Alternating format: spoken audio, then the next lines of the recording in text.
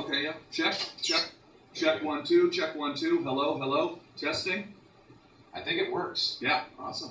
In the house, I've known this guy for a long-ass time. Yeah. We've met a bunch of times. Here we are. And now we're doing it on the radio. Tom Green in the house. Actually on the radio. Hot 89.9. Yes, sir. Ottawa's #1 hit music station.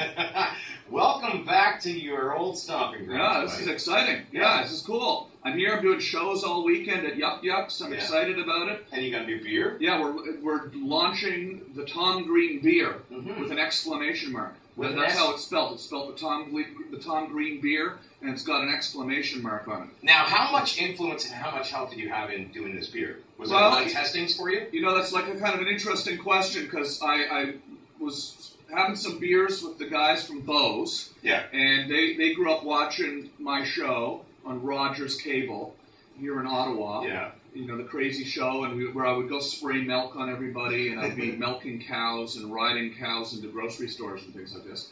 And they thought it would be cool to make a beer that was that used milk.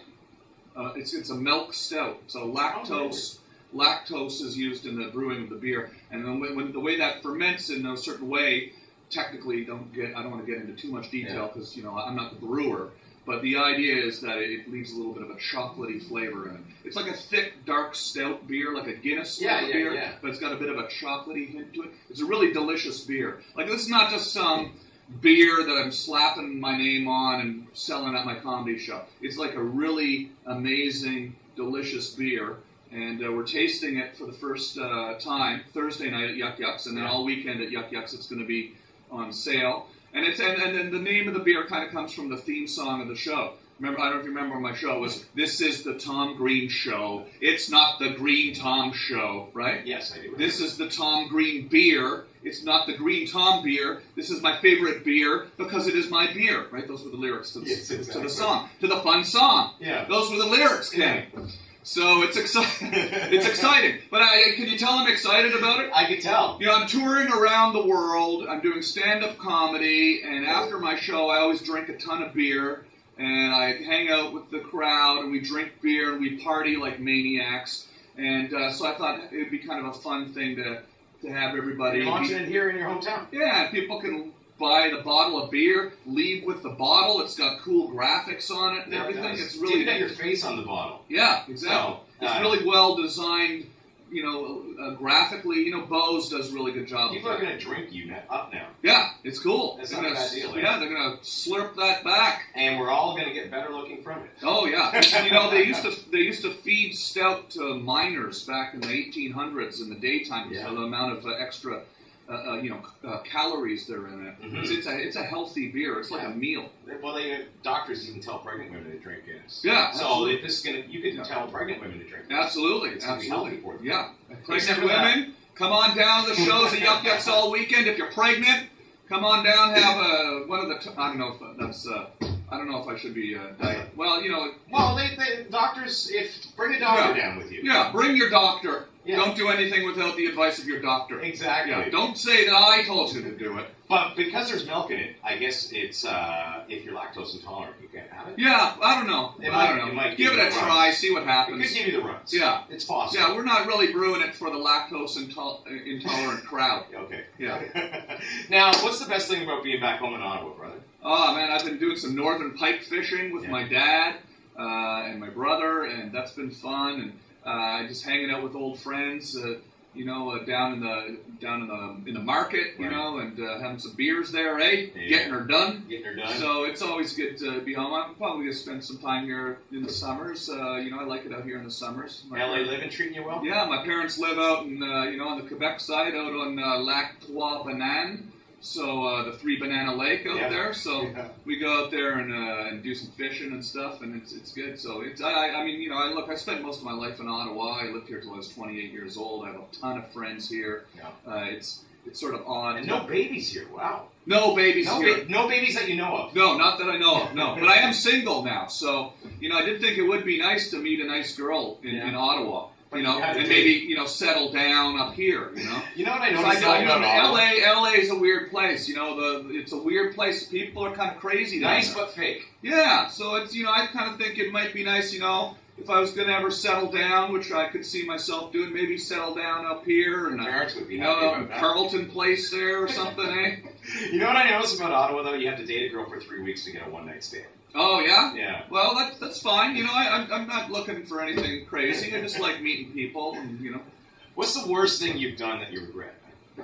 Oh, geez, I don't know. I don't really have any regrets. I think I've gotten to the point where I do not regret anything. Because, like when I did the show, we would do all this crazy stuff, obviously. Yeah. And the idea was to make it so crazy that people would tune in and have to watch.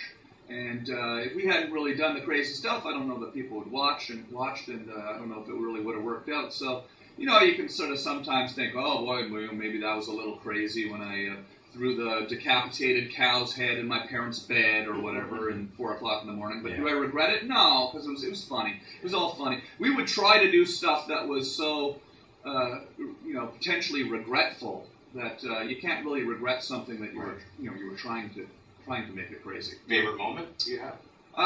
It's hard to say. There's too many fun things. I mean, I always on the show itself, or here, in Ottawa, on the show itself, or, for me, the most exciting thing that ever happened was when I got to host David Letterman. That was the most exciting thing I ever got to do in my life. And that was a result of the show.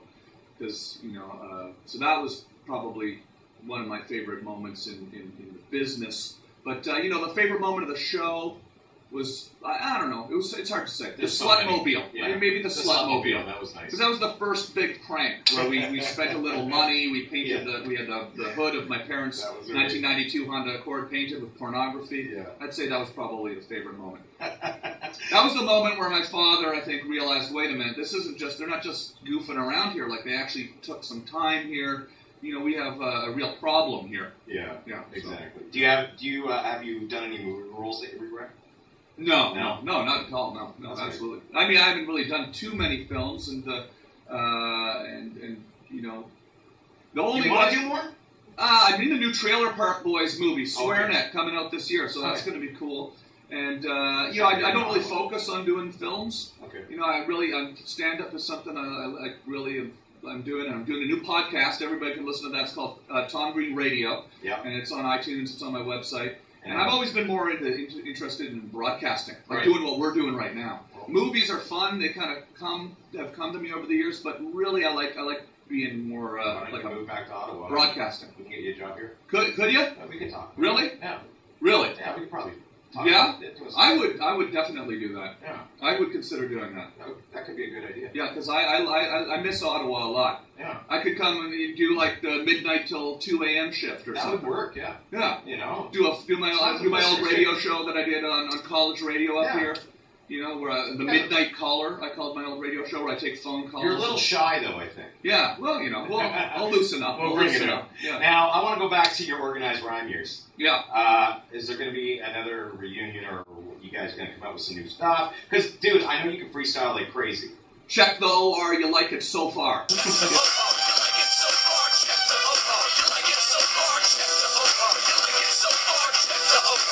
Daddy, would you like some sausage? Absolutely. Daddy, would you like some sausage? Daddy, would you like some sausages? Daddy, would you like some sausage? Sausages.